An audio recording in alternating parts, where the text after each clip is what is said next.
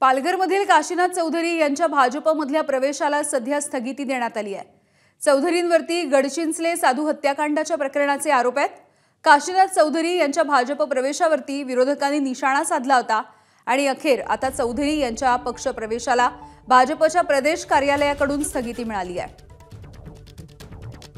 संतोष पाटील आमचे प्रतिनिधी आपल्याला माहिती देतील। संतोष, हे काय नेमकं प्रकरण आहे आणि आता भाजपमधूनच विरोध होत असल्यामुळे या पक्षप्रवेशाला स्थगिती दिली गेली आहे?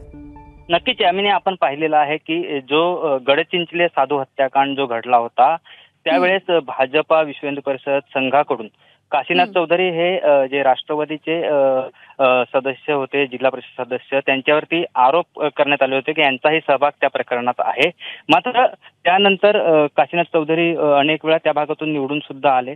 मात्र काल अचानक त्यांना जे जिल्हाध्यक्ष आहेत पालघरचे भाजपाचे ते आणि खासदार हेमंत सावरा यांच्या उपस्थितीत त्यांना भाजपामध्ये प्रवेश देण्यात आला आणि त्यानंतर अगदी सोशल मीडियावरती अगदी इतर पक्षांकडून तर आहेच, परंतु जे स्वकीय आहेत भाजपचे काही कार्यकर्ते असू दे किंवा विश्व हिंदू परिषद किंवा संघाकडून सुद्धा सोशल मीडियावरती मोठ्या प्रमाणात त्याच्यावर टीका करण्यात आली आणि त्यानंतर आता शेवटी अगदी प्रदेशाध्यक्ष रवींद्र चव्हाण यांनी जे जिल्हाध्यक्ष आहेत पालघरचे भरत राजपूत त्यांना एक पत्र दिलेलं आहे की ह्यांच्या प्रवेशाला तात्काळ स्थगिती देण्यात यावी आणि त्यानुसार आता ही स्थगिती देण्यात येईल।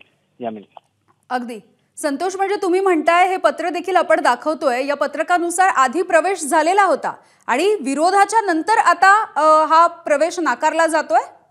हो नक्कीच, काल प्रवेश देण्यात आला त्यावेळी पालघरचे भाजपाचे खासदार हेमंत सावरा हे सुद्धा उपस्थित होते।